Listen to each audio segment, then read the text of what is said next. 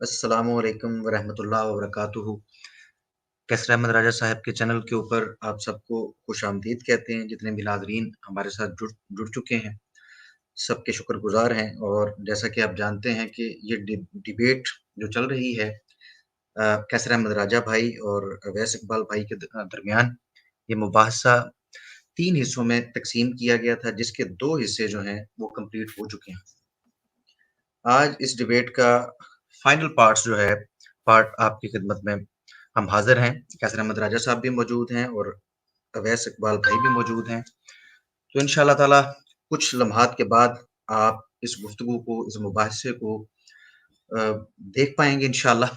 तो इसका मैं बता दूँ आपको कि इसका जो है वो किस अंदाज़ से इसको लेके चला जाएगा इस हिस्से को, ये आपके सामने स्क्रीन के ऊपर मौजूद है। 2 हिस्से हो चुके हैं। ये रेड वाले से नीचे जो येलो वाला हिस्सा है, इसके अंदर मेरी गुफ्तगू के बाद अवैस भाई को 15 मिनट दिए जाएँगे कि वो राजा साहब से अपने क्वेश्चन कर सकें, जो इस डिबेट के अंदर गुफ्तगू हुई है, उसके ऊपर उन्हें जो प्रॉब्लम्स हैं, जो उन्हें लगता है कि उनके वैलिड पॉइंट्स हैं।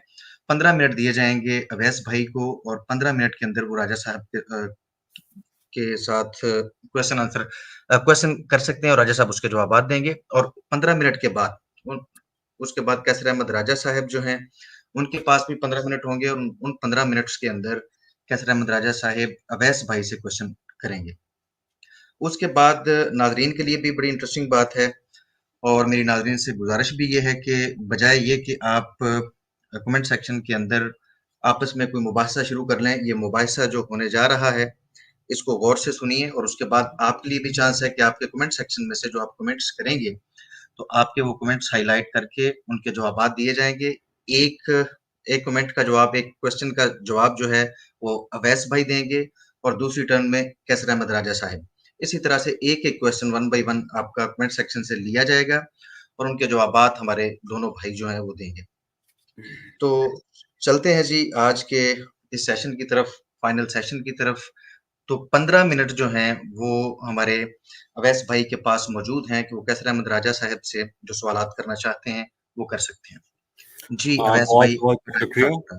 बहुत-बहुत शुक्रिया अली रज़ा खुर्रम साहब, बहुत-बहुत शुक्रिया कैसर अहमद राजा साहब। कैसर साहब, मुझे जहाँ तक याद पड़ता है तो हमारी जो पहली एपिसोड थी उसके अंदर आपने 3 बातें की थी। एक आपने ये कहा था कि ये डिबेट मज़हब पर नहीं है। फिर आपने ये कहा था कि रिलिजियस मॉडल हमारी डिबेट का स्कोप नहीं है।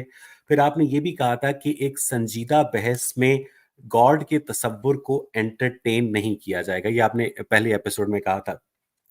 अच्छा, दूसरे एपिसोड में आपने सही मुस्लिम की हदीस नंबर 2789, जिसमें हफ्ते के 7 दिनों में इस दुनिया की तख्लीक हुई और हफ्ते के 7वें दिन जुम्मे वाले दिन हज़रत आदम की पैदाइश हुई, आपने इस हदीस का जवाब देते हुए ये कहा था कि इस्लामिक मॉडल पर मैं बात नहीं कर रहा।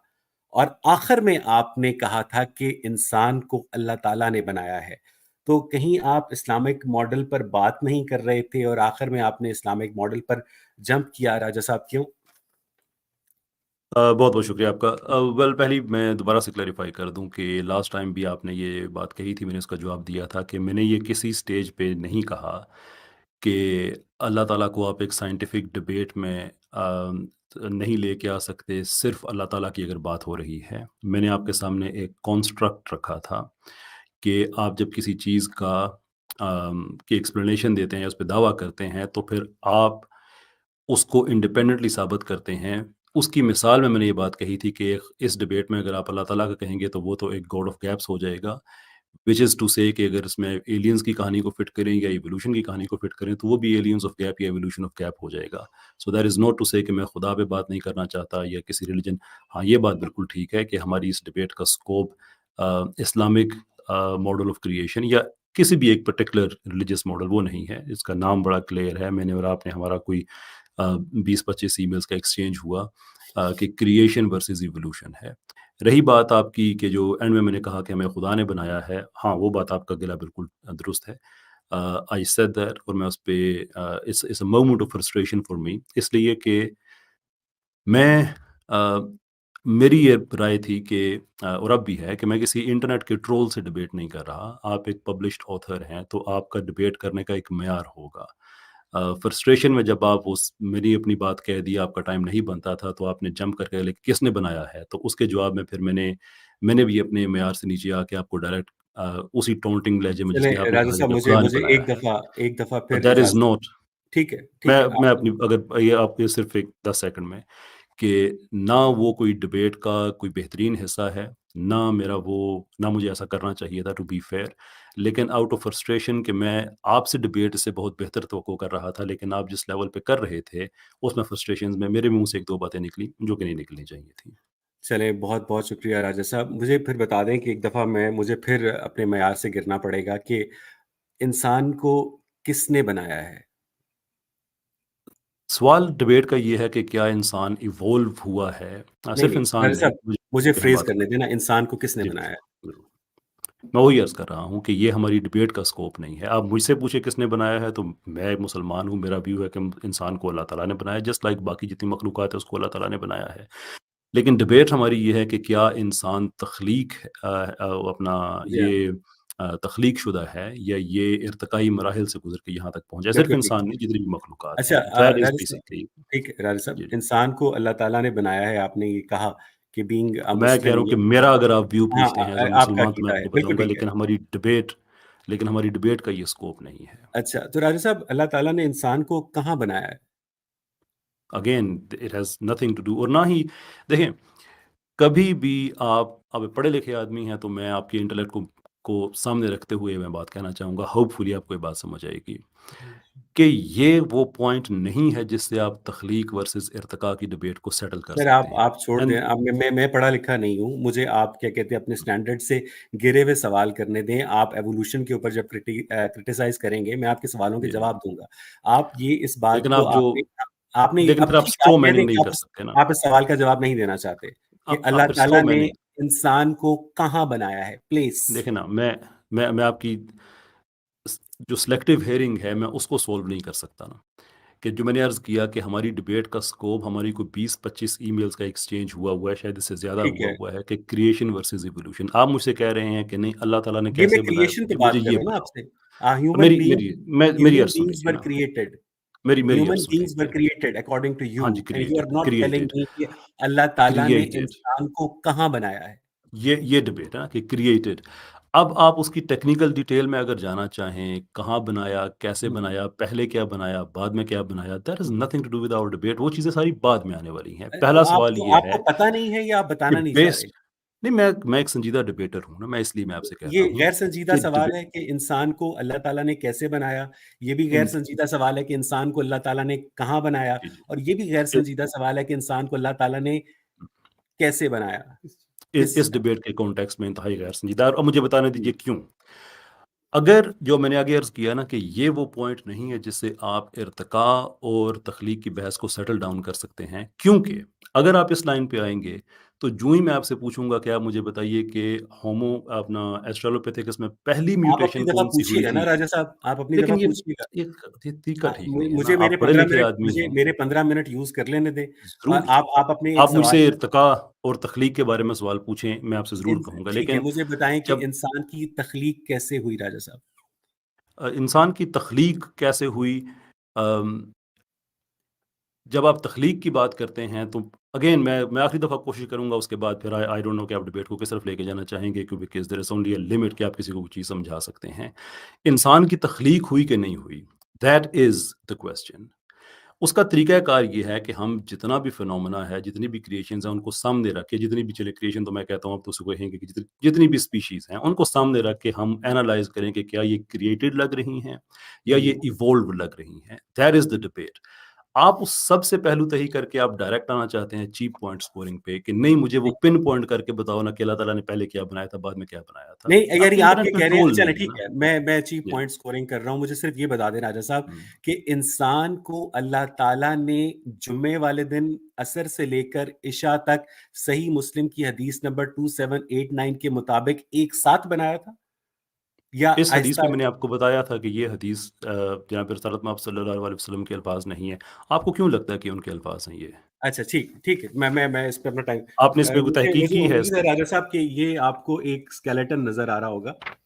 ये आपको नज़र आ रहा मुझे ये बताइएगा कि ये जो स्केलेटन है, ये जी। होमो सेपियंस का स्केलेटन है जो कि तख्लीक हुए थे, या ये चिंपैंजी का स्केलेटन है? क्योंकि आप फिजियोलॉजी और एनाटॉमी पर गहरा उबूर रखते हैं राजा साहब, ये देख के हुँ, बताइएगा। मैं नहीं बता सकता।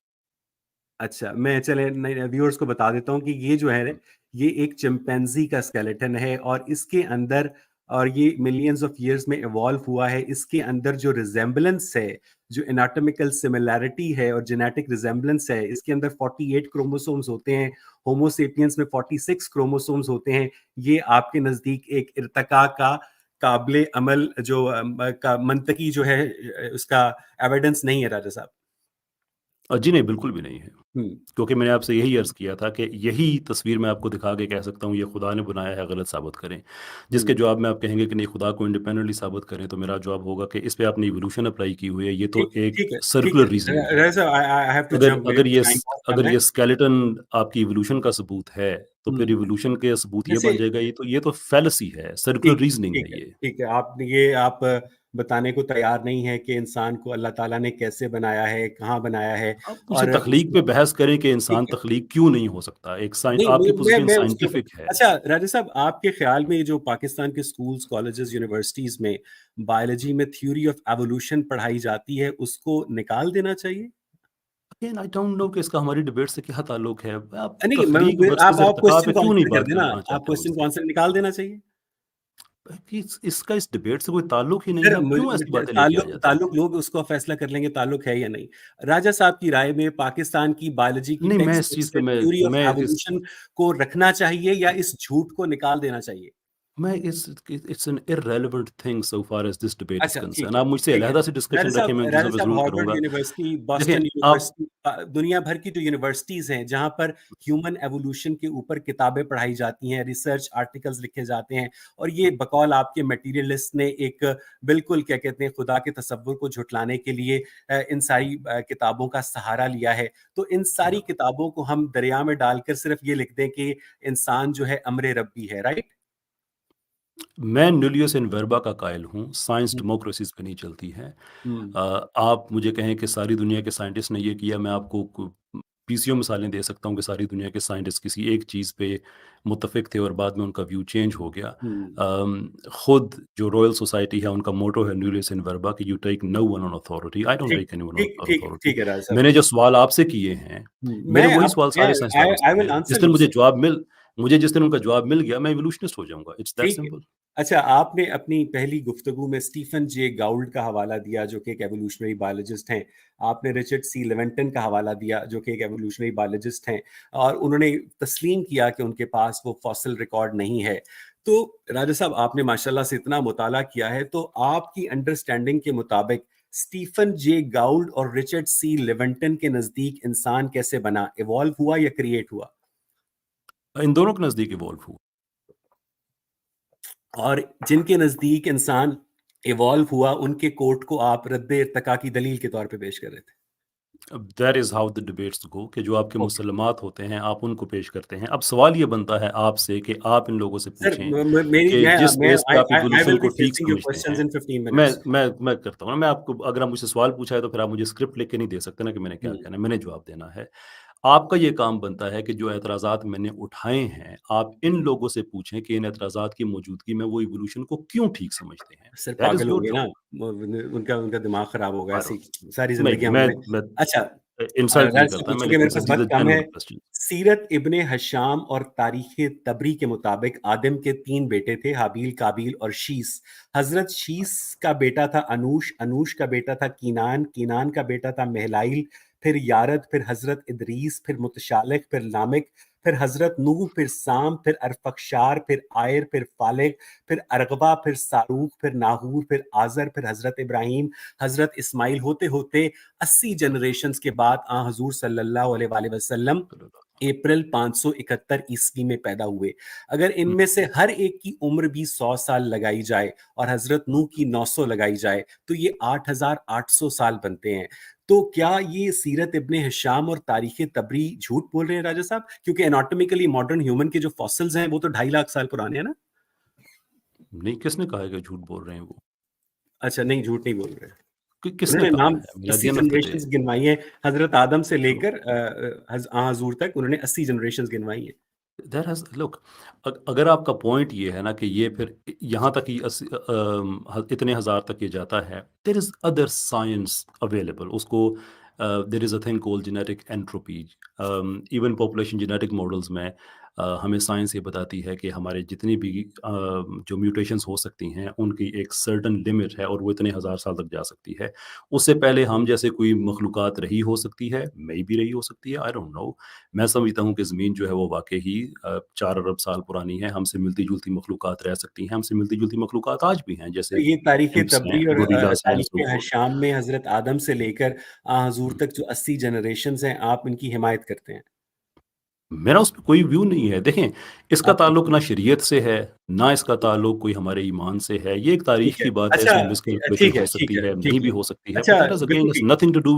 वैसा सूरह मुझे सूरह अच्छा अच्छा ठीक लगेगा है, इस मैं आपको दे रहा हूँ 15 मिनट, आपकी बड़ी मेहरबानी कि आपने मुझे भी 15 मिनट दिए। सूरह जी। आले इमरान की जो आयत नंबर 59 है कि हमने ईसा को आदम की तरह मिट्टी से बनाया और फरमाया हो जा तो वो हो गया, और हमने इंसान को खनखनाती हुई मिट्टी से बनाया। आप इस आयत को इंसान की तख्लीक का वो तरीका समझते हैं जो जापान में, साउथ कोरिया में ह्यूमन एग्जिस्टेंस के तालिब इल्म हैं, उनको पढ़ाया जा सकता है राजा साहब? जो ह्यूमन एक्जिस्टेंस के तालिब-इल्म हैं, उनको जी, पढ़ाया जी। जा सकता है कि इनको जी हाँ, तख्लीक जो किया गया है? एग्ज़ैक्टली जो कि श्योर, एवोल्यूशनरी बायोलॉजी के तालिब इल्म हैं, उनको हमें श्योर। कुरान मजीद पढ़ाना चाहिए और यही उनकी यही तो यही तो प्रॉब्लम है ना कि इवोल्यूशनरी बायोलॉजी के जो तलबा हैं, उनको कोई और चीज़ पढ़ाए जाने की इजाज़त नहीं है। हम तो कहते हैं हुँ, कि स्कूल को खोलें, हम क्रिएशन की साइंस है पूरी, हम वो पढ़ाते हैं, आप इवोल्यूशन की पढ़ाएँ, तलबा को अपनी अक्ल इस्तेमाल करने दें, जबर ना करें उन पे। लेट्स सी व्हाट दे से। हुँ। अच्छा, राजा साहब ये बताएँ कि आपने अपने पहले प्रोग्राम में कहा था कि मेरे पास 4 मिनट रह गए हैं, मैं क्रिएशन को एक्सप्लेन करूँगा, और उसके बाद आपने ये भी कहा था कि मैं क्रिएशन को एविडेंस के ज़रिए एक्सप्लेन करूँगा, और आपने एविडेंस दिया अम्र रब्बी, अवैस बस भाई, ये एविडेंस मैं माफ़ी है। चाहता हूँ, आपका टाइम कंप्लीट हो गया। ठीक है, ये मेरा सवाल लास्ट पूरा होने दें। नहीं, ठीक नहीं, है। सवाल सवाल जी, पूरा होने दीजिए, दैट्स फाइन। जी, जी, अवैस जी। भाई, आप अपना क्वेश्चन आपने कंप्लीट कीजिए। एविडेंस आपने आपने इंसानी तख्लीक का एविडेंस क्या अम्र रब्बी दिया था राजा साहब? नहीं, उस डिबेट के हिस्से में मैंने इंसानी तख्लीक का एविडेंस दिया था, the contingent existence of our genetic material. अच्छा, इसका मतलब ये है कि इंसान जो है वो contingent existence of genetic material के ज़रिए वजूद में आया, ये आपके नज़दीक क्रिएशन का प्रोपोनेंट नो, दलील है। अगर आपको मेरी बात उस वक़्त समझ नहीं आई या अभी भी नहीं आई, तो बहुत बेहतर है मुझसे पूछ लें कि क्या मुराद है, बजाए इसके कि आप स्ट्रॉ मैन करें। नहीं, नहीं, आप बता दें ना क्या मुराद है? इंसान की मैंने तख्लीक अपने का एविडेंस क्या है? मैंने अपने उन 30 मिनट में ये बात बड़ी वज़ाहत से बताई थी, जो कंटिंजेंसी आर्गुमेंट है उससे, कि जो हमारा जीनोटाइप है उसके पास कोई वज़ाहत नहीं है अपने वजूद और फ़ंक्शन की। चीज़ें 2 तरह की होती और हैं, चिंपैंज़ी नेसेसरी का जो होती हैं। फ़िनोटाइप और जीनोटाइप है? मेरी अब बात सुन लेंगे पूरी आप। जी, जी। जिसका भी फ़िनोटाइप और जीनोटाइप है, किसी एक मख़लूक की बात नहीं हो रही। एग्ज़ाम्पल के हुँ। तौर पे मैंने इंसान की आँख कोट किया, that is not to say कि ये सिर्फ़ एग्ज़ाम्पल यहीं तक रिस्ट्रिक्टेड है, वो रिप्रेज़ेंट कर ठीक है, रही है। मिराज साहब, आई टोटली गेट यू। मैं इतने मुझे क्योंकि मेरा और वक़्त यू खत्म हो गया, मुझे आखिरी सवाल करने की इजाज़त दे दें, फिर मैं आपको भी 2 मिनट और दूँगा। आखिरी सवाल, चिंपैंज़ी अच्छा, जो है क्रिएट हुआ था या इवॉल्व हुआ था? क्रिएट हुआ था।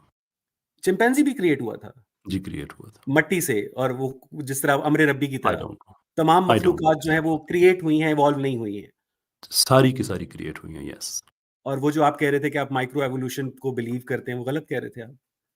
मैं एक माइक्रो एवोल्यूशन में कोई भी इस तरह की जो स्पीसिएशन जिस तरह की आप कहते हैं from one kind to another kind, उसका कोई एविडेंस नहीं है। जहाँ तक इंसान का इंसान के अंदर रह के कोई काला है, कोई ठीक गोरा है, है, किसी की ठीक है। आँखें आई इस आई रंग रेस्ट की माय हैं, आई रेस्ट श्योर माय वो केस। कोई इश्यू थैंक यू नहीं राजा है। साहब। आपने आज बता थैंक यू, दिया कि तमाम तर जो मखलूक़ात हैं वो क्रिएट हुई हैं। बहुत शुक्रिया। वेरी जी, वेलकम। बहुत शुक्रिया अवैस भाई के 15 मिनट, और राजा साहब ने कहा कि अगर वो क्वेश्चन करना चाहते हैं तो 2 मिनट इज़ाफ़ी भी मिले। 17 मिनट तक अवैस भाई ने बात की है, कैसर अहमद राजा साहब से सवालात किए हैं। तो अब हम बढ़ते हैं कैसर अहमद राजा साहब की तरफ, और कैसर अहमद राजा साहब के 15 मिनट जो हैं, वो अब स्टार्ट होते हैं। कैसर अहमद राजा साहब, प्लीज़ जी, अपना क्वेश्चन बहुत-बहुत रखिए। शुक्रिया आपका। थैंक यू आपका अली, थैंक यू आपका अवैस साहब। अवैस साहब, मैं आपसे एक सवाल पूछना चाहूँगा अपने बाकी सवालात के कॉन्टेक्स्ट उसको सेट करने के लिए, कि कैसे हमें पता चलेगा कि क्या चीज़ साइंस है और क्या चीज़ ईमान है? जो चीज़ दुनिया के मुख्तलिफ ख़ित्तों में इंडिपेंडेंट एक्सपेरिमेंटेशन के नतीजे में सच साबित होती है, वो साइंस है। और जो चीज़ सिर्फ़ और सिर्फ़ आपने एक रिटन बुक के टेक्स्ट के ऊपर एज़ इट इज़ ईमान ले आना है और उसके राइट। ऊपर हमें एक्सपेरिमेंटेशन की इजाज़त नहीं है, वो फ़ेथ है। सो इन अदर वर्ड्स कि जिस चीज़ के बारे में आपको नहीं पता लेकिन फिर भी आप उसको ठीक समझ रहे हैं, तो आप उसे ईमान कह सकते हैं। जी, बिल्कुल। थैंक यू, शुक्रिया आपका। आपसे आज तीसरा हफ्ता है इवोल्यूशन की इस डिबेट पे, इवोल्यूशन वर्सेस क्रिएशन। क्या वजह है कि आपने इवोल्यूशन का एक सबूत भी नहीं दिया? अच्छा, तो जो मैंने एक्सिस्टेंस ऑफ वेस्टिजियल ऑर्गन्स की बात की, मैंने जो पाकिस्तान के अलावा पूरी दुनिया के अंदर जो एवोल्यूशनिस्ट्स हैं, उनकी जो दलाइल हैं कि किस तरह से अभी मैंने आपको जो चिंपैंज़ी का स्केलेटन दिखाया, उनकी जो हुँ, एनाटॉमिकल सिमिलैरिटी है, जो जेनेटिक रिज़ेम्बलेंस है उसके या ऊपर बात की, वो आपके नज़दीक सबूत नहीं है राजा साहब? जी नहीं, वो मेरे नज़दीक सबूत नहीं, वो किसी के ठीक, नज़दीक भी सबूत नहीं है। ठीक। इसलिए कि जो आपने वेस्टिजियल ऑर्गन्स की बात की, हुँ। आपके पास मौका था, मेरे पास मौका था कि मैं उसको रिबट करूँ और आपके पास मौका था कि आप उस रिबटल का रिस्पॉन्स दें। मैंने आपके उ रिबट किया था कि वेस्टिजियल ऑर्गन्स जिसे कहा जाता है, एक-एक करके तकरीबन सभी के फंक्शन सामने आ गए हैं, तो वो तो चीज़ लॉन्ग अगो डिबंक हो चुकी है। आपके पास रिस्पॉन्स का टाइम था, लेकिन आपने रिस्पॉन्स नहीं दिया था, सिवाय इसके कि ये मेरे लिए हैरत की बात है। वेल, साइंस डज़न्ट वर्क कि वैसा तो राजब क्या साहब, हैरत वाली खराब है। घड़ी भी दिन में 2 दफ़ा सही वक़्त बताती है और ट्रू, वेस्टिजियल ऑर्गन्स वो होते हैं जिनको या रिमूव करके इंसान अपनी ज़िंदगी को नॉर्मल तरीके से चला सकता है। आई एम तो वेरी जितने श्योर भी आपकी टांग वेस्टिजियल को ऑर्गन्स हैं, मुझे नहीं, नॉर्मल अंदाज़ा तरीके है, से नहीं। अगर आप नहीं, वेस्टिजियल नॉर्मल ऑर्गन्स तरीके को से नहीं। रिमूव कर दें, तो आप या इंसान की ज़िंदगी के जितने अमूर हैं, वो चलाए जा सकते हैं, राजा साहब। अमूर चलाए जाना एक और चीज़ है। आपकी हुँ, टाँग को रिमूव कर दिया जाए तो अपने अमूर आप फिर भी चला सकते हैं। That is not to say कि मैंने आपकी टाँग नॉर्मल का कोई फंक्शनिंग की फंक्शन नहीं बात की है। थी, राजा साहब। मैं नॉर्मल फंक्शनिंग कर रहा हूँ। So for ji. एग्ज़ाम्पल एक ज़माने में आप 90 अप टू 98% डीएनए को आप वेस्टिजियल समझते थे। एक इवोल्यूशनरी डोमिनेंट समझते थे इसलिए कि प्रोटीन की कोडिंग नहीं करता था। आप 98% डीएनए को रिमूव करके देख लें क्या होगा। हुँ, सो तो दैट इज़ नॉट आपने द आर्गुमेंट, राइट? आप दैट इज़ नॉट नहीं, द आप आर्गुमेंट। सिलेक्टिव चेरी पिकिंग चलिए, कर रहे हैं ना, नहीं आपने चेरी पिकिंग नहीं कर रहा। मैंने आपने आपसे था कि आपने मैंने आपने आपसे ये जो नहीं पूछा बताया नहीं कि अच्छा हो एनाटॉमिकल गया ना। सिमिलैरिटी और जेनेटिक अच्छा रिजेम्बलेंस क्या अच्छा इर्तिका का बात सबूत सुने नहीं है? मेरी मेरी यार सुनिए ना, आपके पास एक मौका था ना कि आप मुझे मेरी रिबटल को रिस्पॉन्ड करते। वो आपने जी, नहीं जी। किया। अब मैंने आपसे जी, सवाल जी। किया कि आपने क्यों नहीं जवाब दिया, तो आप बता रहे हैं कि नहीं मैंने मैंने वो 23 एक-एक करके नुकात किया दिए था। थे आपको। दूसरे वो 23 तो मैंने एक-एक करके अब आपको उसका जवाब दे दिया था कि उसमें आपने इतनी स्ट्रॉ मैनिंग की थी। बहरहाल और वो जो आपने जवाब दिए थे 23 वो मेरी प्रेज़ेंटेशन के दिए थे। मैंने एतराज़ात आपकी प्रेज़ेंटेशन पे किए थे जिसने आपने जवाब देना था वेस्टिजियल ऑर्गन्स का और आप रिवर्स करके देख लीजिएगा कि आपका जवाब क्या था। फिर आपने कहा कि मैंने ये बताया है कि ये जो चिंपैंज़ी है, ये है। वो मैंने आपसे बार-बार पूछा है कि कोई भी आदमी कह सकता है कि ये खुदा ने बनाया है, यही एविडेंस है। जो कह सकता है कि एलियंस ने बनाया है, यही एविडेंस है। कोई कहेगा इवोल्यूशन है, वही एविडेंस है, तो इवोल्यूशन की कोई एक्सक्लूसिव एविडेंस तो नहीं है। मैं आपसे एक कन्क्लूसिव एविडेंस ऐसा माँग रहा था इवोल्यूशन का, जिससे इवोल्यूशन एब्सोल्यूटली ठीक साबित हो जाती है। वो आपने एक भी नहीं दिया। ये तीसरा ताहिर हफ्ता है, साहब, आप भी देख लीजिएगा। आपने वो कोरोना तीसरा वैक्सीन हफ्ता है, लगवाई वो थी? आप भी देख लीजिएगा, मैं भी देख लूँगा। ख़ैर आपने कोरोना वैक्सीन आगे लगवाई बढ़ते थी? हैं। जी? कोरोना वैक्सीन लगवाई थी आपने? मैं सवाल करने का मेरा टाइम है, ये आपके पास नहीं, नहीं, बड़े वैसे टाइम थे, कोरोना आप म्यूटेट ये कर हुआ था, लेते। इवॉल्व हुआ था? हाँ, वो हाथी बन गया था उसके बाद। मैं आपसे कह रहा हूँ ठीक कि है, मेरा टाइम है, आप चुप कर दीजिए। ठीक है। माइक्रो उसमें अगर हम फिर हॉरिज़ॉन्टल ट्रांसफ़र जीन की तरफ जाएँगे तो फिर वो मुश्किल हो जाएगी इसलिए कि आम तौर पे हमारे इवोल्यूशनिस्ट इन चीज़ों को नहीं समझते हैं। तो आप ये जो पैथोजेन की लाइफ़ है उसको आप छोड़ दीजिए। अच्छा, आप ये समझते हैं कि आप इवॉल्व हुए हैं जी हाँ। और आप ये समझते हैं कि इवोल्यूशन एक अनडिज़ाइन्ड इर्रेशनल प्रोसेस है। एवोल्यूशन अनडिज़ाइन्ड प्रोसेस नहीं है, एवोल्यूशन जो है वो मिलियंस और बिलियंस ऑफ ईयर्स में अपने आप को परफेक्ट करता है। एवोल्यूशन का जो प्रोसेस है वो नेचर इंटेलिजेंटली अपनी परफेक्ट करता है। नेच इंटेलिजेंटली परफेक्ट नहीं करता है, क्योंकि अगर इंटेलिजेंटली परफेक्ट करता हो, तो राइट, फिर हमें बहुत सारे ऐसे ऑर्गन्स की जिनकी हमें ज़रूरत नहीं है, वो हमारे अंदर ना पाए जाते हों और बहुत सारी जो स्पीशीज़ हैं, उसकी बात हो रही वो है हमारी। वो एक्सटिंक्ट ना हो जाएँ। That's fine, I get it. वो एक्सटिंक्ट होना इवोल्यूशन की दलील नहीं है, वो तो किसी भी क्रिएटर की भी हो सकती है। उसकी भी दलील है कि उसने एक्सटिंक्ट कर दिया, but that is not something जी हाँ। We are discussing here. सवाल मेरा आपसे ये है कि इवोल्यूशन अगर इंटेलिजेंटली डिज़ाइन प्रोसेस नहीं है, तो फिर हम ये कह सकते हैं ना कि ये इर्रेशनल है, इसके पीछे कोई रैशनल थॉट नहीं है। अच्छा, मुझे लगता है कि अगर एवोल्यूशन जो है इंटेलिजेंटली डिजाइन प्रोसेस नहीं मेरे है। सवाल का जवाब दे दीजिए प्लीज़। आप अपना सवाल रिपीट करें। आप ये समझते हैं कि इवोल्यूशन एक इर्रेशनल प्रोसेस है जिसके पीछे कोई रैशनल माइंडसेट या डिज़ाइन नहीं है? एवोल्यूशन के पीछे कोई माइंडसेट नहीं है, कोई डिजाइन नहीं है, कोई डिवाइन गाइडेंस नहीं है, और ये इर्रेशनल देयरफॉर प्रोसेस नहीं है, ये इर्रेशनल प्रोसेस नहीं है। नेचर तो फिर अपने आप को नेचर अपने ये आप को रैशनल नेचुरल प्रोसेस है। सिलेक्शन के जरिए अपने ऑर्गन्स को, अपनी जो स्पीसिएशन है उसको परफेक्ट करती है राजा साहब। दैट्स ग्रेट, तो फिर तो नेचर बड़ी इंटेलिजेंट मालूम हो रही है। मैंने यही तो मसला है कि अगर आप रिचर्ड डॉकिंस की किताब द ब्लाइंड वॉचमेकर पढ़ें तो आपको पता चलेगा कि नेचर के अंदर जो एवोल्यूशन हो रही है उसके पीछे कोई क्रिएटर नहीं बैठा है जो जुम्मे वाले दिन आई गेट आदम इट, को असर से लेकर आई इशा गेट तक इट। पैदा कर रहा है। नेचर के पीछे कोई, लेकिन वो इतनी ज़बरदस्त चीज़ है कि वो अम, डेड डेड तो खैर नहीं कह सकते हैं, लेकिन नॉन लिविंग कुछ सेट ऑफ पार्टिकल से वो अवैस इकबाल तक कहानी लेके आ सकती है बगैर जी हाँ, किसी गाइडेंस के। जी हाँ, फाइन, जी हाँ। कोई ये गाइडेंस कहानी जो नहीं है है मट्टी उसके। से तख्लीक से बहुत बेहतर है नहीं कोई, और लोगों को वो तो समझ होगी भी ना, आती आप है। मट्टी, और एक भाई लफ्ज़ आप तो है मट्टी, राजा साहब, आप नहीं मानते रिड्यूसिबल मट्टी को ना। अच्छा, कॉम्प्लेक्सिटी। मुझे मुझे मैं अभी आता हूँ, उस तरफ भी मैं आता हूँ। मैं आपसे सिर्फ जानना चाहता हूँ कि इवोल्यूशन को अगर आप समझते हैं कि इसके पीछे कोई रैशनल प्रोसेस नहीं है, तो इसको इर्रेशनल कहने में क्या मसला है आपको?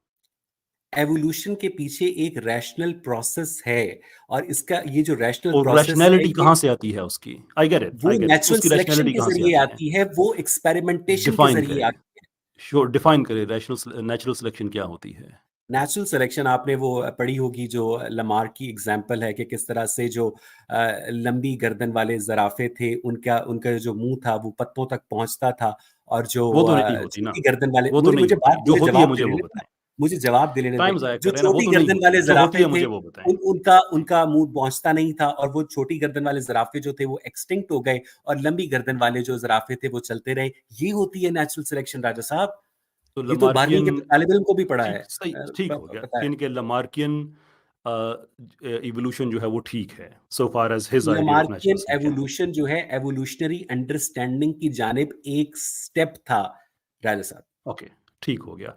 एंड वो जो आपने दुनिया भर के जो इवोल्यूशनिस्ट बताए जिसकी बेस पे आप मुझे कन्विंस करना चाह रहे थे कि मैं इवोल्यूशन को ठीक मान लूँ, वो लमार्कियन एक्सप्लेनेशन को ठीक समझते हैं? वो लामार्कियन एक्सप्लेनेशन को डार्विनियन एक्सप्लेनेशन का प्रिकर्सर समझते हैं। साइंस अपने आप को बारी बारी स्टेप बाय स्टेप परफेक्ट करती है। साइंस के पास ऐसा टेक्स्ट कोई बुक मॉडल नहीं बायोलॉजी होता। टेक्स्ट बुक जी, बायोलॉजी डार्विनिज़्म पे खड़ी है या लमार्कियन पे खड़ी है? टेक्स्ट बुक बायोलॉजी जो है वो उस डार्विनिज्म के ऊपर खड़ी है जो लमार्किनिज्म से, लमार्क की तालीमात से गुजर कर डार्विनिज्म तक पहुंचा है। और अब तो जो टेक्स्ट बुक बायोलॉजी है वो डार्विन से भी बहुत आगे आ चुकी है, जिसका एक बहुत बड़ा सबूत एवोल्यूशनरी जेनेटिक्स है राजा साहब। जी, उसको मॉडर्न सिंथेसिस कहा जाता है जो बाद में अपडेट हुई और अभी तक हो रही है, I get it, but hmm. Still it is neo Darwinism, इसलिए कि जो म्यूटेशन सिलेक्शन का जो मैकेनिज़्म है, आपके नज़दीक जिसे आप मैकेनिज़्म कहते हैं, वो तो अपनी जगह पे कायम है। सो नेचुरल सिलेक्शन आपने कहा लामार्किन, ये पॉइंट नोट कर लीजिएगा कि आप एक इवोल्यूशन की डिबेट में आए हैं और आप लामार्किन इवोल्यूशन को ठीक कह रहे हैं। ओके, मैंने ये नहीं दैट्स कहा राजा दैट साहब, इज़ मैंने कहा इंटरेस्टिंग। है कि जो लमार्कियन मॉडल है वो एवोल्यूशनरी अंडरस्टैंडिंग के अंदर एक ठीक। स्टेप था। ठीक हो गया। भई मैं डीप डाउन आपसे इत्तेफ़ाक करता हूँ, लेकिन हम्म, आपके इवोल्यूशनिस्ट आपसे इत्तेफ़ाक नहीं करेंगे इसलिए कि मैं हम्म, एपिजेनेटिक्स को ठीक समझता हूँ। अगर आप हम्म। लामार्किन को ठीक समझते हैं तो एपिजेनेटिक्स को और ठीक आप समझना क्रिएशन को होगा। भी ठीक समझते लेकिन हैं। मैं तो क्रिएशन को तो मेरा एब्सोल्यूटली ठीक जी हाँ, समझता हूँ। जी मैं हाँ। आपको पूछता हूँ अभी आपसे कैसे। लेकिन अ, अभी हमारी बात यहाँ तक आई है कि आपने बताया है कि नेचर जो है वो इंटेलिजेंट होती है और मैंने ये वो नहीं अपने आप कहा। को ठीक नेचर जो है अनइंटेलिजेंट उसके होती है? पीछे नहीं होती है। नेचर ना इंटेलिजेंट बस होती है ठीक हो ना गया। अनइंटेलिजेंट होती है, नेचर फिर ब्लाइंड क्या होती होती है। है? नेचर जो होती है वो अपने आप को एक प्रोसेसेस के ब्लाइंड जरिए पर्सन भी perfect इंटेलिजेंट हो करती है। सकता है। ठीक ब्लाइंडनेस है? डज़न्ट मीन कि ये लैक बिल्कुल ऑफ ऐसा इंटेलिजेंस। सवाल है, क्या आपने अपनी बीवी से मार खाना छोड़ दी है? इसका जवाब ना आप हाँ में दे नहीं, सकते हैं, नहीं। ना में दे वो सकते हैं। ठीक वो है? डबल टैग क्वेश्चन नेचर जो होता है, मैं उसके बाद, नेचर एक एग्ज़ैक्टली सिंपल नेचर जो है क्वेश्चन ना है। ब्लाइंड है, नेचर ना इंटेलिजेंट है। नेचर जो है अपने आप को एक्सपेरिमेंट करती है कि मैंने इस स्पीशीज़ अनइंटेलिजेंट है। नहीं, नेचर जो है वो अपने आप को अनइंटेलिजेंट स्पीशीज़ नहीं है, के इंटेलिजेंट अंदर भी नहीं है। मुख्तलिफ मॉडल्स ट्राई करती है, फिर उसे पता चलता है कि ये मॉडल जो है वो परफेक्ट है सर्वाइवल के लिए। Right, okay, let me get this कि नेचर वो जो मॉडल तैयार करती है वो इंटेलिजेंटली करती है या अनइंटेलिजेंटली करती है? वो ब्लाइंडली करती है। ब्लाइंडली डजंट मीन कि वो अनइंटेलिजेंट या इंटेलिजेंट है। एनी पर्सन कैन बी मैं blind exactly and intelligent at the इसके सेम अंदर टाइम। इंटेलिजेंस और अनइंटेलिजेंस का जो लफ्ज है वो इररेलेवेंट है। नेचर जो है वो स्पीशीज के अंदर ऑर्गन्स की फंक्शनिंग को ब्लाइंडली परफेक्ट करती है। इंटेलिजेंट जो ब्लाइंडली है वो परफेक्ट करती, लेकिन जो ब्लाइंडली परफेक्ट परफेक्ट करती करती है। है तो वो तो एक, वो फिर और नेचर कोई जो पैसिव फिल्टर तो नहीं है ना। नेचर एग्जैक्टली पैसिव फिल्टर तो नहीं है, जिन बच्चों को थैलेसीमिया होता है, हेमोफीलिया होता है या पैसिव फिल्टर जेनेटिक नहीं है डिसऑर्डर्स मेरे होते पास। हैं, अब वो ऐसा मर जाते प्लीज, हैं, वो मर प्लीज, जाते हैं, उनके टाइम जीन्स टाइम पास कम में नहीं है मेरे होते। पास, टाइम कम है, जाया ना करें, मुझे बताइए कि नेचर, आप ये कह रहे हैं कि पैसिव फिल्टर नहीं है। नेचर जो है वो एक्सपेरिमेंटेशन के जरिए स्पीशीज के अंदर मुख्तलिफ ऑर्गन्स की फंक्शनिंग को टेस्ट करती है, और जो ऑर्गन्स की एक्सपेरिमेंटेशन के फंक्शनिंग जरिए जो है, एग्जैक्टली एग्जैक्टली, नेचर के पास इंटेलिजेंटली कोई ऐसा एक्सपेरिमेंट टूल करती नहीं। है। नेचर ने कभी दावा नहीं किया लक़द खलक़नल इंसान फी अहसनी तक़वीम, और ऑब्वियसली साथ ही नॉट, फिर आई तालू एग्री कटे विद दैट, बच्चे भी पैदा कर दे। आई एग्री विद दैट कि वो नहीं या करती है, लेकिन मैं आपसे पूछना चाह रहा हूँ, देखिए दो ही चीजें हैं ना, कि इट्स आइदर इंटेलिजेंट और इट्स नॉट। आप नहीं नो, जवाब देना चाहते हैं कि हमें नहीं देना चाहता। क्योंकि गो ऑन मुझे सर। मुझे ये नेचर जो है वो कोई ऐसा, वो ऐसी कोई एंटिटी नहीं है जिसके अंदर कोई शऊर लगा हो। कॉन्शियसनेस जो है वो तो बात खत्म हो गई, मैं इत्तेफाक करता हूँ। ह्यूमन बीइंग्स की भाई अंडरस्टैंडिंग मैं है। आपसे इत्तेफाक करता हूँ कि नहीं है इसके अंदर शऊर, तो इसका मतलब हम्म, ये है कि इवोल्यूशन जो है एक ऐसा प्रोसेस है जिसके पीछे कोई ब्लाइंड शऊर नहीं प्रोसेस है, है, एवोल्यूशन एक ब्लाइंड कोई प्रोसेस शऊर है नहीं जो है, बिलियंस ऑफ ईयर्स में अपने आप को जिसके पीछे परफेक्ट कोई करता है, शऊर इसके पीछे नहीं कोई है। शऊर नहीं है। बिल्कुल। नहीं है, इतनी सी बात थी, आपने 10 मिनट जा लगा दिए उस पे। आप इवोल्यूशन को ठीक समझते हैं, और इवोल्यूशन एक ऐसा प्रोसेस है जिसके पीछे कोई शऊर नहीं है, और आपका दिमाग भी इवॉल्व हुआ है, ऐसी ही बात जाहिर है। है। जी जी। आप अपने उस दिमाग पे कैसे ट्रस्ट कर सकते हैं कि वो आपको इवोल्यूशन के बारे में ठीक इन्फॉर्मेशन दे रहा है, जो कि एक ऐसे प्रोसेस से इवॉल्व हुआ है जिसके पीछे कोई शऊर नहीं है। Go on. क्योंकि उसी दिमाग ने हमें ये लैपटॉप बनवाया है, हमसे हमसे ये वाईफाई बनवाया है, उसी दिमाग ने हमसे ये सारे गैजेट्स बनवाए हैं जो परफेक्टली काम कर रहे देयरफॉर हैं। देयरफॉर ये सबूत, और ये हमारे शऊर की फतह है, ये हमारे शऊर शऊर की की फतह फतह है। है, और शऊर क्या लाशऊर एग्जैक्टली, से आ क्योंकि सकता जब है? हमें शऊर रिजल्ट्स देता है ना राजा साहब, तो फिर हम हम्म। उस शऊर के ऊपर ट्रस्ट करना शुरू यस, करते हैं। I agree with that actually. आप सारी आर्गुमेंट्स मेरे हक में दिए जा रहे हैं कि हमने जी लैपटॉप जी। बनाया, इंटेलिजेंटली इतनी चीजें बनाई, तो इसका जी हाँ, मतलब तो और ये उसी हो ही शऊर नहीं पर आपको सकता कि एतबार नहीं है कि हम इवॉल्व हुए। हम किसी बेशऊर प्रोसेस से बने हों। तो उसी शऊर के ऊपर आपको इवॉल्व नहीं है, एतबार नहीं है कि हम इवॉल्व हुए। वही शऊर जो नहीं, है आपको दुनिया आपको भर की एतबार है, एकेडेमिया में, आपको किसी भी आप रिलीजियस दुनिया भर क्रिएशन के लॉजिक एकेडेमिया वेरिएट कर रहा है। लामार्किन को गलत समझती है, आप उसे ठीक समझते हैं। मैं दुनिया नहीं भर अब ठीक छोड़ दें उस समझता, बात मैं को। उसको आपने डार्विनियन उसकी एवोल्यूशन एग्जाम्पल की दी है तो आप जानिब उसे एक ठीक स्टेप समझते हैं, समझता हूँ एग्जाम्पल दी राजा है आप साहब। उसे ठीक समझते हैं। अच्छा, मैं ठीक आपसे है। एक सवाल, ये बात हमारी खत्म होगी, ठीक है, कि आप अपने उस ब्रेन पे भी ट्रस्ट कर रहे हैं जो कि एक बेशऊर प्रोसेस से बना हुआ है, and you have no reason to जिसने टू लैपटॉप भी ट्रस्ट दैट बनाया है, ब्रेन। जिसने जिसने हवाई लैपटॉप जहाज भी बनाया बनाया है, है, और आप ये कह जिसने रहे हैं कि वाईफाई भी देखो वो जो बनाया है, मेरा, जिसने वाईफाई बनाया है, लैपटॉप बनाया है, जहाज बनाया है, उस पर क्वांटम हम साइंस ट्रस्ट नहीं कर डिस्कवर रहे, की और मैं है, आपसे बात और भी ये नहीं कर वो रहा हूँ। दिमाग है, और ये वो दिमाग है कि जो एक बेशऊर प्रोसेस का रिजल्ट है। Wow, that is just next level. Anyway, hmm, एक सवाल मैं आपसे पूछना चाहता हूँ, और टाइम बड़ा कम है, कोशिश कीजिएगा कि इसको मुख्तसरन ही आप एड्रेस कीजिएगा। हमारा जिस्म जो है ये सिस्टम ऑफ सिस्टम्स है। वक्त हमारे पास कम है, मैं सारे के सारे पिन एनालाइज नहीं कर सकता, सिर्फ एक को मैं डिस्कस करता हूँ। हमारे जिस्म के हर सेल को ऑक्सीजन चाहिए होता है, लेकिन जो हमारा सांस लेने का सिस्टम है उससे जो ऑक्सीजन एब्जॉर्ब की जाती है वो काफ़ी नहीं होती है, इसलिए कि प्लाज्मा उसको डिसॉल्व नहीं होने देता खून में। देयरफॉर यानी कि 1 लीटर खून हो तो उसमें तकरीबन 3 मिलीलीटर जो है उसमें तकरीबन ऑक्सीजन डिसॉल्व हो सकती है। एक रेस्टिंग पोजीशन में हमें तकरीबन 250 मिलीलीटर पर मिनट के हिसाब से ऑक्सीजन चाहिए होती है, जबकि जो ये सांस लेने का प्रोसेस है इससे जो ऑक्सीजन आती है वो तकरीबन 15 मिलीलीटर होती है, जो कि बहुत कम है। इसको रिज़ॉल्व करने के लिए हमारा जिस्म इंटरनली ऑक्सीजन प्रोड्यूस करता है through a very particular protein जिसे हीमोग्लोबिन कहा जाता है। अब हीमोग्लोबिन बनता है सिर्फ रेड सेल्स से। रेड सेल्स वो हमारे जो बोन मैरो में जब डेवलप होते हैं तो वो हीमोग्लोबिन बनाते हैं। अब हीमोग्लोबिन जो है उसके ज़रिए ऑक्सीजन ने जिस्म में जाना होता है, लेकिन प्रॉब्लम ये है कि अगर वहाँ पे आयरन के एटम्स ना हों तो ऑक्सीजन उसके साथ अटैच नहीं हो सकती। अब आयरन टॉक्सिक होता है सिस्टम के अंदर, तो वो आयरन जो कि ऑक्सीजन को स्टिक कर सके हमारी हीमोग्लोबिन के साथ, वो आता है हमारे लिवर से एक और प्रोटीन के जरिए जो स्पेसिफिकली इसी पर्पस के लिए बनती है लिवर से, जिसे ट्रांसफेरिन कहा जाता है।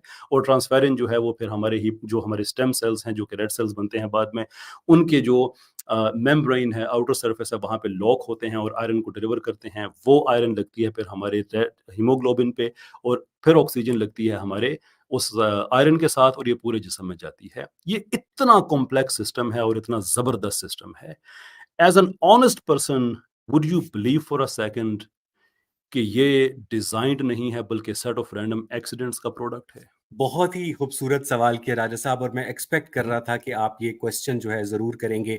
एज़ एन ऑनेस्ट मैं माफ़ी पर्सन, चाहता हूँ, मैं टोक रहा हूँ। राय साहब, आपके 15 मिनट कंप्लीट हो ठीक चुके है, हैं। As an honest person 1-2 minute तो है ना मेरे पास। राजा साहब जी, जी। आपने जब जी। इसी से मिलता-जुलता पॉइंट उठाया था, जब आपने ब्लू आइज़ और ब्राउन आइज़ का जो न्यूक्लियोटाइड सीक्वेंस है वो लोगों को दिखाया था, और आपने कहा था कि क्या खूबसूरत सीक्वेंस है और इतना इंट्रिकेट हुँ। प्रोसेस जो है वो क्या ब्लाइंड है? तो राजा साहब ये बताइएगा कि जो इतना जो कैंसर है, जो हेमोफीलिया मेरे है, सवाल का जवाब दीजिएगा। थैलेसीमिया है, वो जो इंट्रिकेट प्रोसेस है जिसके अंदर बाकायदा सिर्फ और सिर्फ एक जगह के ऊपर न्यूक्लियोटाइड जो कोडॉन होता है उसके अंदर म्यूटेशन होती है, जिसके नतीजे में वो जेनेटिक बीमारी होती है। तो वो भी क्या उसी डिवाइन जो क्रिएटर है उसकी देन है, जिस डिवाइन क्रिएटर की तारीफ आप कर रहे हैं राजा साहब? काइंडली मेरे सवाल का जवाब दीजिएगा। आप मेरे सवाल का जवाब, आप मेरे सवाल में मैं आपका क्रॉस जवाब छुपा मैं हुआ है कि मैं आप क्रॉस अपने एग्ज़ामिन कर रहा हूँ। अपने फर्जी नो, खुदा नो, के अब मैं आप क्रॉस अपने एग्ज़ामिन फर्जी कर रहा खुदा हूँ। को क्रेडिट देते मेरा हैं कि उसने सवाल इतना है कि इतना खूबसूरत निज़ाम कॉम्प्लेक्स बनाया, सिस्टम, और लेकिन ये आप सिर्फ़ उस एक सिस्टम मैंने आपको बताया है, सिर्फ़ एक। हुँ। आपके और मैंने आपको नज़दीक सिर्फ इसकी बेहतर 3-4 बीमारियों के नाम एक्सप्लेनेशन बताए हैं। इंसानों इसकी के बेहतर अंदर जो एक्सप्लेनेशन मिलियंस ऑफ क्या है? डिसीज़ेज़ हैं, अवैस इकबाल साहब, प्लीज़ उसका स्टॉप टॉकिंग ओवर रिस्पांसिबल मी। कौन है? Please stop talking over me. सवाल ये है, इतना कॉम्प्लेक्स सिस्टम आपको डिज़ाइन लग रहा है या सेट ऑफ रैंडम एक्सीडेंट्स का प्रोडक्ट लग रहा है? गो अगर ऑन। इतना कॉम्प्लेक्स सिस्टम जो है हर इंसान में परफेक्टली काम कर रहा हो तो वो डिजाइन हुँ, है, और अगर इतना कॉम्प्लेक्स सिस्टम मुख्तलिफ इंसानों में वेरिएबल परफॉर्मेंस दे रहा हो तो फिर वो एवोल्यूशनरी प्रोसेस का नतीजा है। प्लस हुँ। जितनी भी आपकी जेनेटिक डिजीजेस हैं उनका मेरा जो आपसे इंट्रिकेट सवाल मैकेनिज्म है वो इस बात का सबूत है कि देयर इज वो इस नो बात का परफेक्ट सबूत क्रिएटर। नहीं है। ठीक देयर इज़ ये इसका ठीक सबूत नहीं है। आप ठीक है। अगर किसी बुरे डिज़ाइन का, मैं नहीं, बस आखिरी बात ख़त्म करके मैं ख़त्म करता हूँ। वैसे आपने ये तो सवाल टोटल गोल कर दिया, लेकिन मैं इसकी बात पे रिस्पॉन्ड करना चाहूँगा कि अगर आपको किसी भी बुरे डिज़ाइन पे अगर आपको एतराज़ है, तो वो एतराज़ बज़ाते खुद डिज़ाइनर की एग्जिस्टेंस की एक्नॉलेजमेंट है, क्योंकि आप ये कह रहे हैं कि ये जो कि डिज़ाइन बुरा परफेक्ट है, विच इज़ डिजाइनर टू है, से, अब मेरी जो कि बात सुन परफेक्ट लीजिए ना। डिजाइनर है। और मेरी एक परफेक्ट क्यों, designer bad Awais design Iqbal क्यों साहब, करेगा आई राजा I sahab? Really want to respect you कि आप बात हम्म, करने देंगे। आप इंटरनेट के ट्रोल नहीं हैं, ठीक। पब्लिश्ड ऑथर हैं, for goodness sake. Bad design का इल्जाम बजाते खुद डिजाइनर की एग्जिस्टेंस की एक्नॉलेजमेंट है। आपकी एक जाती डिसएग्रीमेंट है कि ये नहीं होना चाहिए था, but that is not to say कि डिजाइनर नहीं है। मुझे ट्रंप के बहुत से फैसलों से इख्तलाफ है, लेकिन मैं उन फैसलों को यूज करके ट्रंप की एग्जिस्टेंस से इनकार नहीं करता। हम्म। आपको है, खुदा से आपकी मुलाकात होगी, आप कहेंगे मैं समझता हूँ ये तूने गलत किया, sure, by all means do that, लेकिन ये आर्गुमेंट नहीं है for the non existence. Anyway, I rest my case for now. Thank you very much. जी, बहुत शुक्रिया। दोनों भाइयों का टाइम कंप्लीट हो गया और अब हमारी पब्लिक के लिए क्वेश्चन आंसर सेशन 20 मिनट का टाइम है। 20 मिनट के अंदर कमेंट सेक्शन के अंदर से कमेंट्स लिए जाएँगे और एक-एक क्वेश्चन जो है वो एक क्वेश्चन लिया जाएगा राजा साहब के लिए और एक अवैस भाई के लिए। तो हमारे नाज़रीन जो हमारे साथ जुड़े हुए हैं, जो वो सवालात करना चाहते हैं, जिससे सवाल हो उसका नाम लास्ट में या स्टार्ट में लाज़मी लिख दें ताकि हमें पता हो कि आपका क्वेश्चन किस भाई से है। तो हम स्टार्ट करते हैं जी, सवालात लेते हैं कमेंट सेक्शन में से।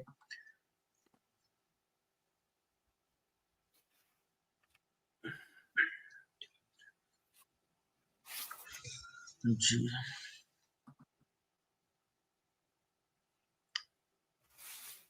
ऐसे सवाल ढूंढना ही बड़ा काम होता है।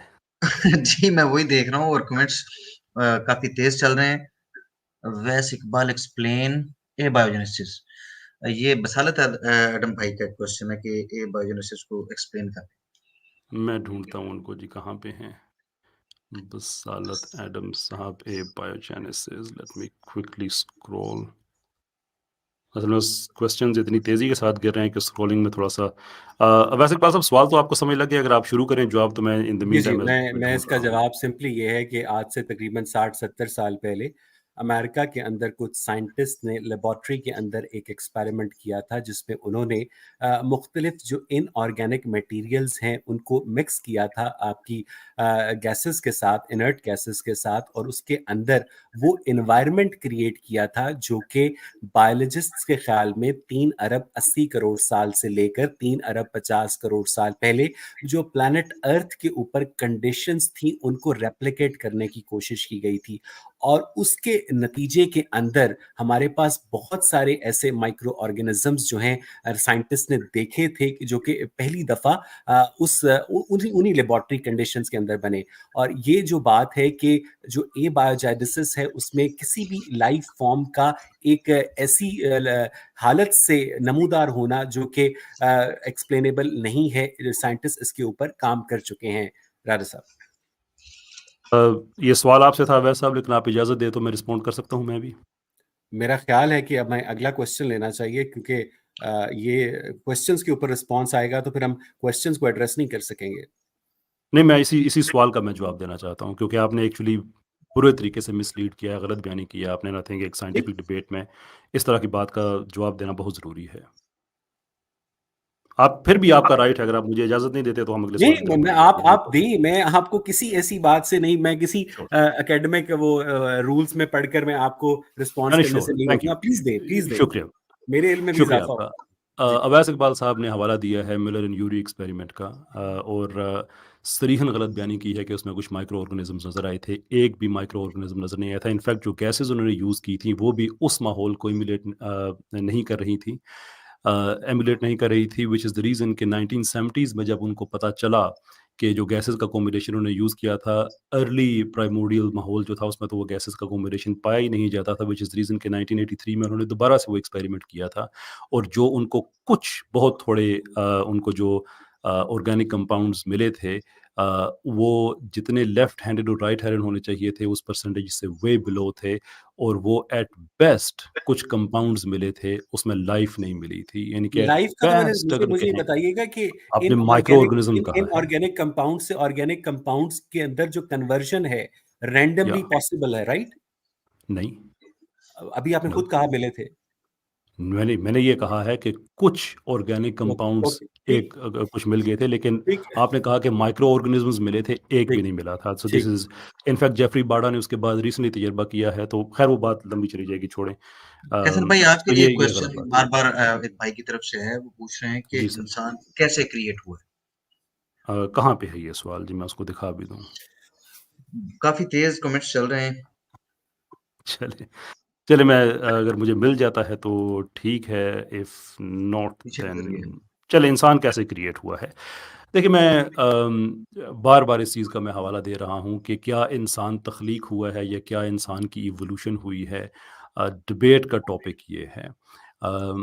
हाउएवर इंसान कैसे तख्लीक हुआ, हम मुसलमान हैं, मेरा नहीं ख़्याल कि ये कोई मुश्किल बात है समझने के लिए कि हमारा व्यू उस पे क्या है। बार-बार कुरान में ये बात कही गई है कि एक नफ्सुम वाहिदा से बनाया गया है। हमारी जो तख्लीक हुई है, वो उसके पीछे एक डिवाइन माइंड है। हम इस अगर इस्लामिक मॉडल पे अगर बात करें हम, scientifically speaking, sure we are very I am very, very happy to have that conversation, कि साइंस कैसे सपोर्ट करती है कि हम एक ही, I mean there is a very particular scientific branch जो इसको एड्रेस करती है। रिसर्च पेपर्स पे पब्लिश हो चुके हैं, कि हम 2 इंसानों से इंसान की ये जो तख्लीक है ये कैसे हो सकती है। बॉटलनेक प्रॉब्लम को एड्रेस नहीं किया तो इवोल्यूशनिस्ट ने नहीं किया। हमारा उसमें कोई इश्यू नहीं है, बिकॉज़ हम जो कह रहे हैं, अगर मटेरियलिस्टिक साइंटिस्ट उसको ना भी सपोर्ट करें तो हमें उससे फ़र्क नहीं पड़ता, इसलिए कि ठीक, राजा जितने भी साहब, जिस तरह डिफरेंसेस आपने पाए मेरे गए हैं। मेरे क्वेश्चन के ऊपर रिस्पॉन्स दिया था, मैं मैं बात तो पूरी कर लूँ जी, हज़रत। जी, जी, जी।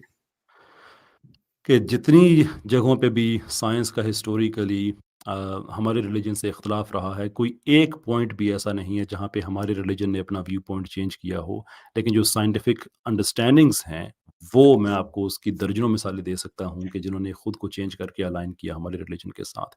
सो आई डोंट थिंक कि इसमें कोई मुश्किल बात है समझने के लिए कि अगर इस वक्त अगर कोई इवोल्यूशनिस्ट ये कहता है कि नहीं इवोल्यूशन हुई है, तो पहली बात है कि सबूत उसने देना है।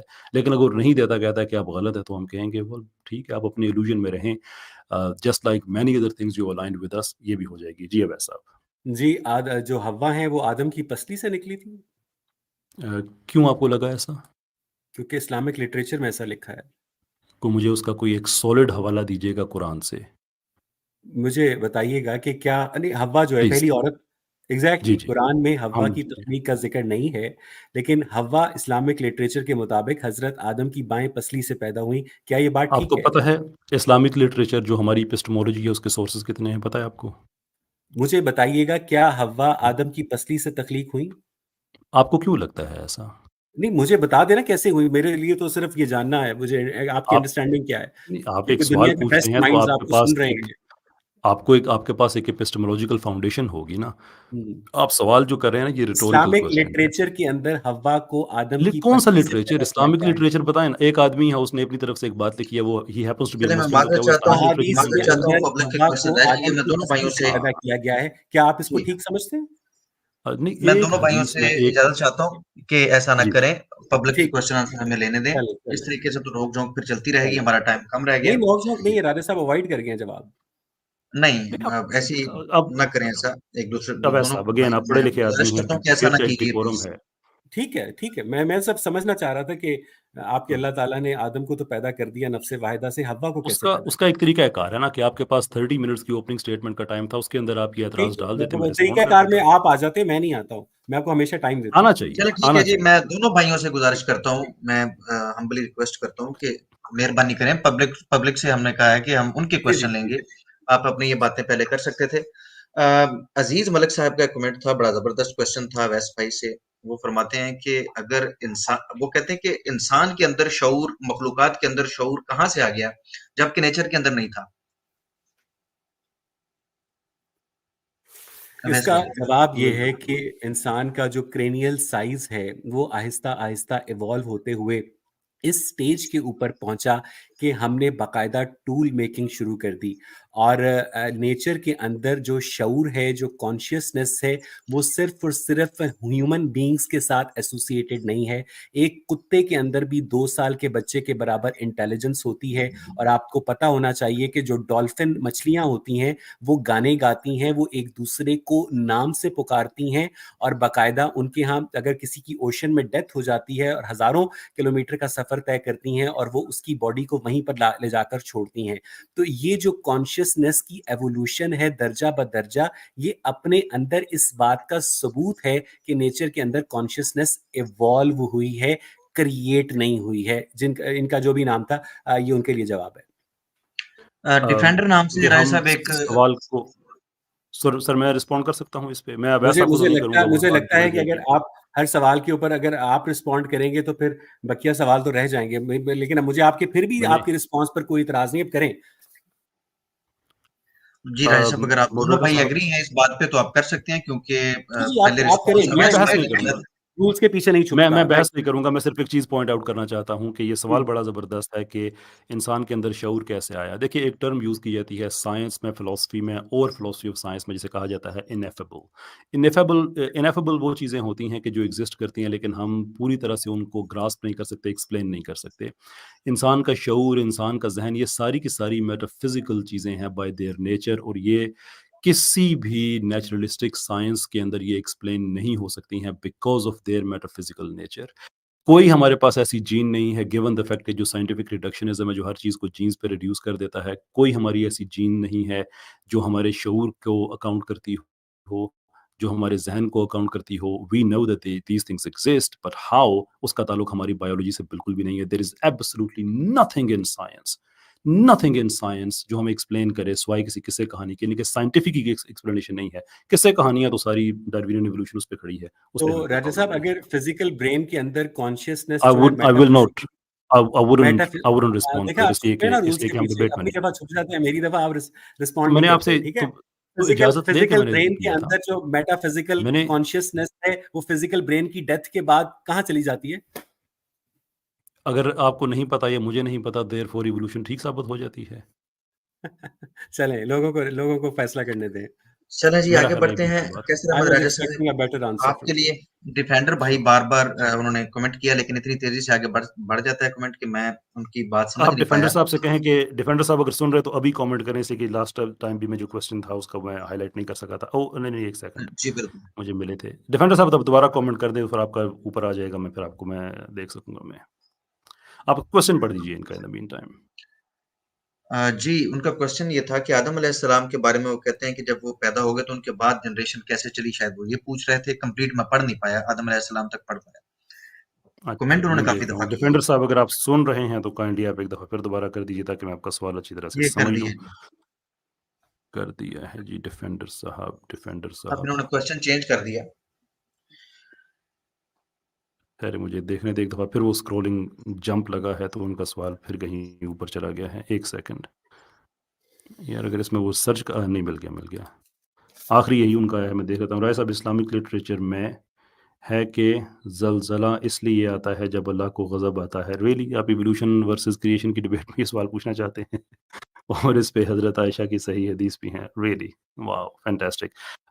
बस सर ये अली भाई सवाल मैं इग्नोर करना चाहूँगा, कंप्लीटली इर्रेलेवेंट है और टॉपिक पे सर, नहीं ये है। क्वेश्चन डिफेंडर भाई पहले नहीं कर रहे थे। उन्होंने तख्लीक से मुतल्लिक अच्छा, ही बात की थी। अगर वो अपना क्वेश्चन दोबारा रिपीट कर दें, क्योंकि आपके लिए जस्ट उनकी तरफ से ये क्वेश्चन मेरी नज़र से गुज़रा है। बाकी ज़्यादा लोग तो अवैस भाई से क्वेश्चन कर रहे हैं। एक मोहम्मद ज़ैन चलें साहब का आपके लिए एक एक क्वेश्चन आया, ये ले लें, मोहम्मद ज़ैन साहब। एंड में है बिल्कुल। जी, अभी गुज़रा ही है। असल में कमेंट्स बहुत तेज़ी से गुज़र रहे हैं। अच्छा जी, ये हो गया जी मोहम्मद ज़ैन साहब का एक। हाँ जी, मुझे नज़र आ गए हैं। क्वेश्चन है उनका, क्वेश्चन टू राजा साहब, earth formed about 4.5 billion years ago and the remains of Homo sapiens are 200,000 years old when the human is between where was human between this gap and what about other species who are similar to man? I'm not entirely sure ये सवाल आप मुझसे क्यों पूछ रहे हैं। मेरा तो ये दावा ही नहीं है कि जो बाकी जो स्पीशीज़ हैं वो शायद उसकी कोई एवोल्यूशनरी एक्सप्लेनेशन होती हो कि वो बाकी क्यों सिमिलर हैं। There are similar species, there is no doubt about it.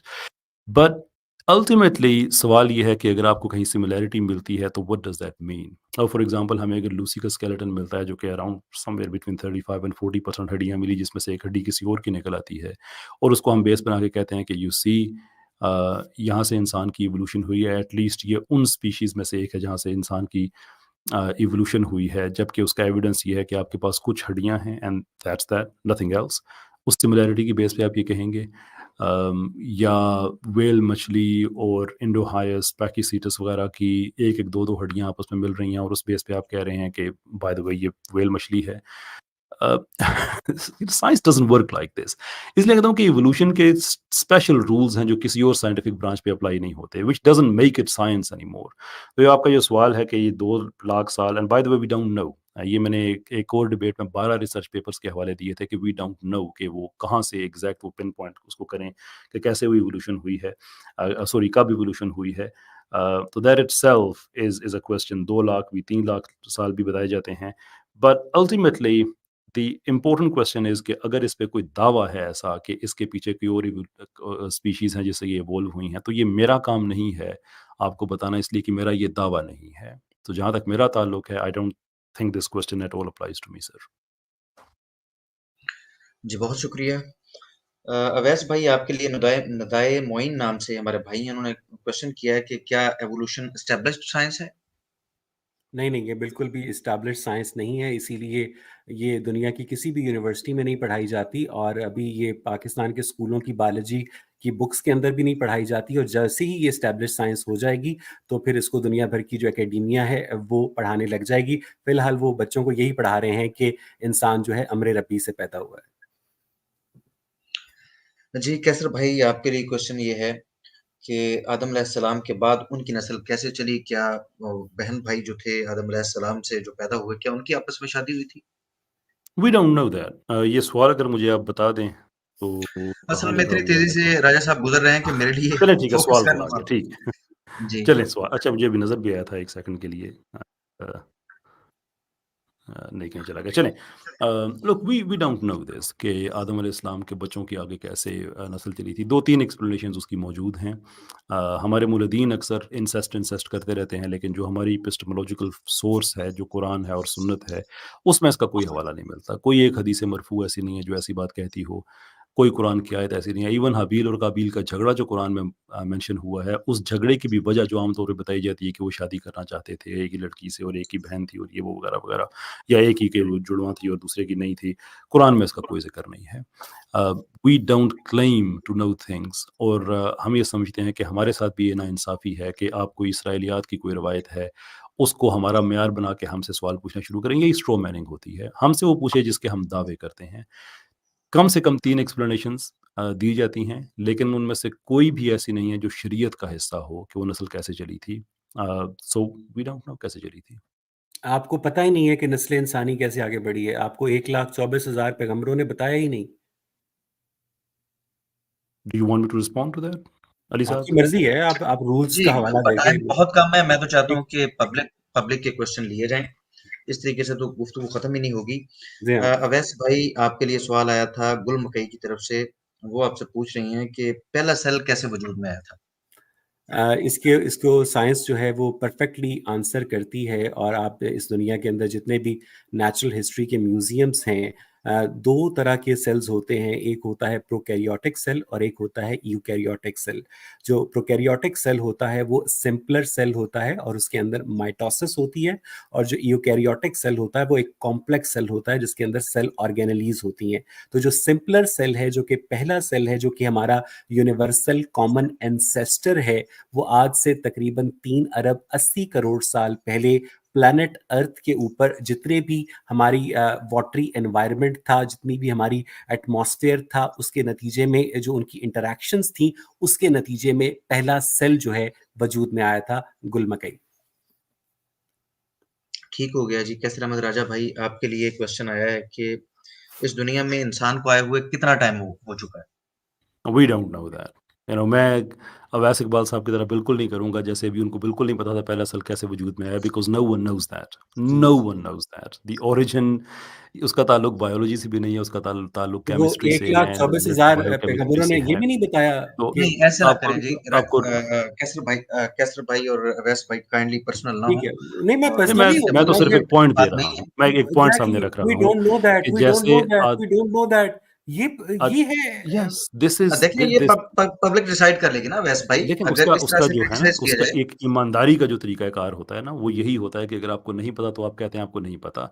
हम्म, मैं अवैस इकबाल साहब अपना बाकी सारा टाइम इसका आपको देने को तैयार हूँ। जो आपने जिस यकीन से बता दिया ना पहला सेल कैसे बनता है, आप हम्म। मुझे उसकी ऑर्गेनिक केमिस्ट्री के अगर कंपाउंड्स बता देना कि वो किस तरह से जुड़ सकते हैं, मैं डिबेट अभी कंसीड कर देता हूँ। आप ये एवोल्यूशन फ़र्क है मुझ में, बात आप पूरी सुन एग्जैक्टली लीजिए। बहुत बहुत शुक्रिया राजा साहब। ये और फ़र्क आप है, ये बात वो पूरी सुन बंदा कह लीजिए रहा आप। है, ये वो बात बंदा पूरी कह सुन रहा है जो लीजिए। माइक्रो बात एवोल्यूशन को पूरी झूठ सुन लीजिए। समझता है। बात सुन अवैस, लीजिए बात अवैस पूरी भाई, सुन अवैस लीजिए। भाई बात सुन लीजिए।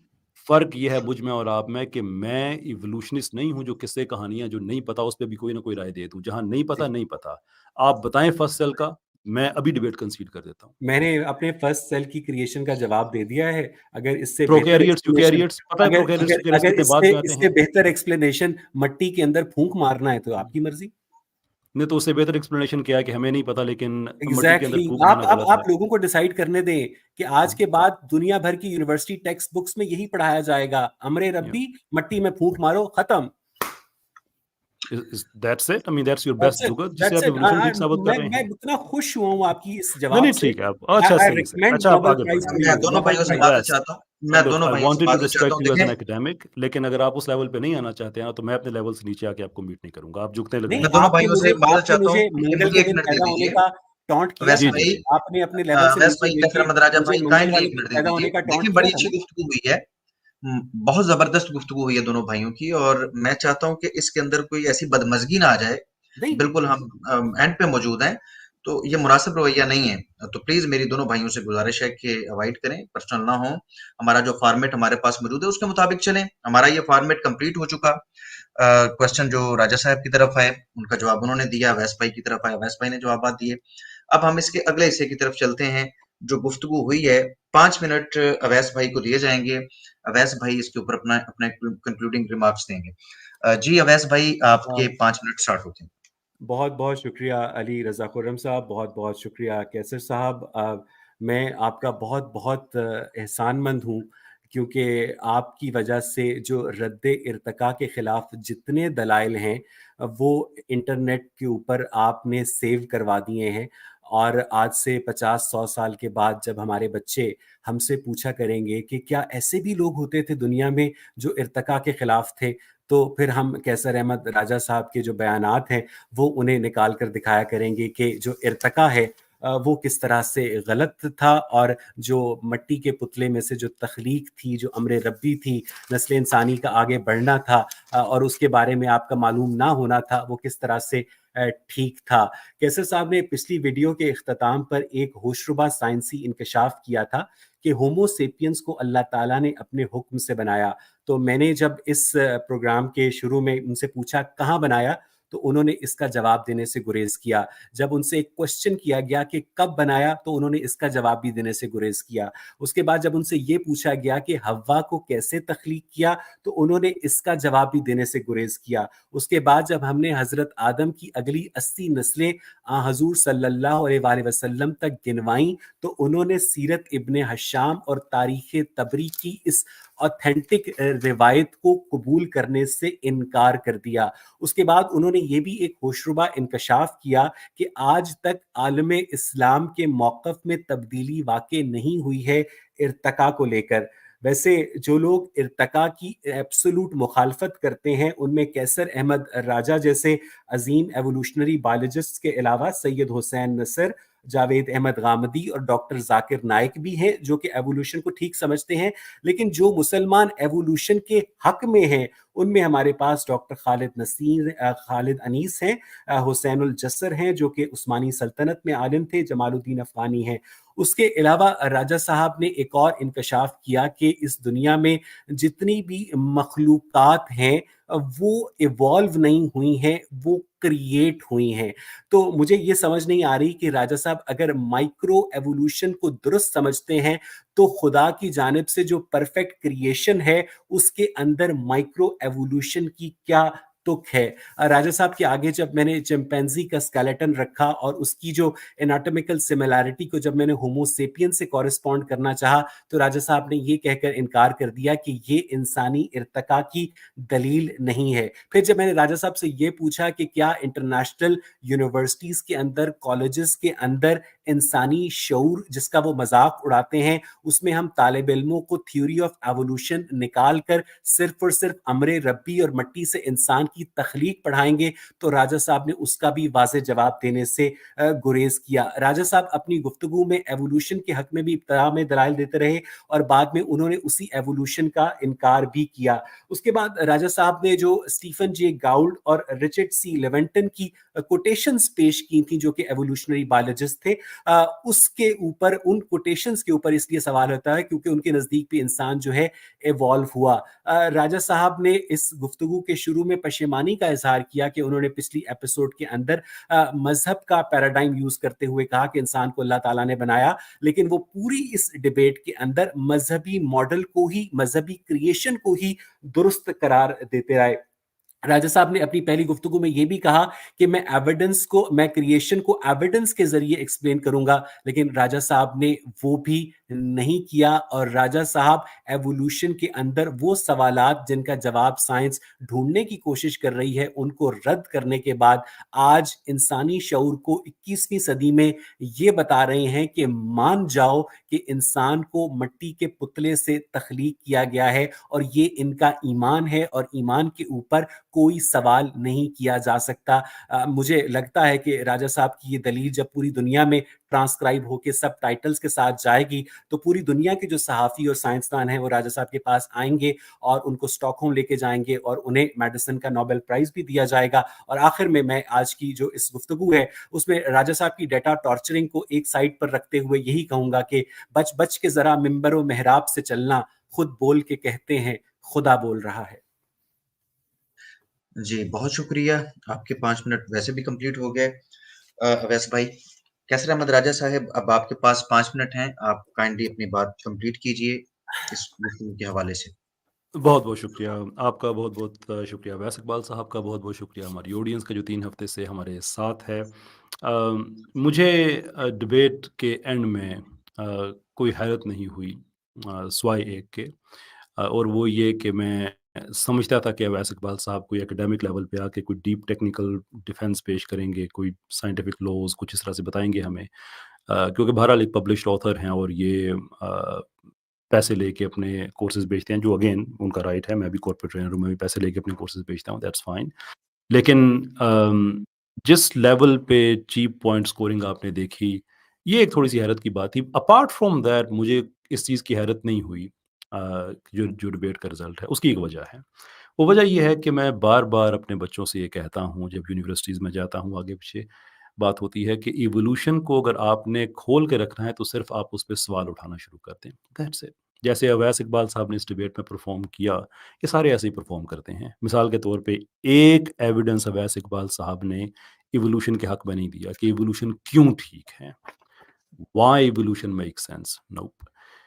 जो 1-2 इन्होंने हवाले दिए चिंपैंज़ी और ये वो वगैरह-वगैरह, जिस पे मैंने रिपीटेडली इनसे पूछा कि ये तो सर्कुलर रीज़निंग है, इस पे तो आप कह सकते हैं ये खुदा की तख्लीक है, तो आप क्यों नहीं मानते? उसको टोटली इग्नोर करके हर बार, because he understands the difficulty of that question.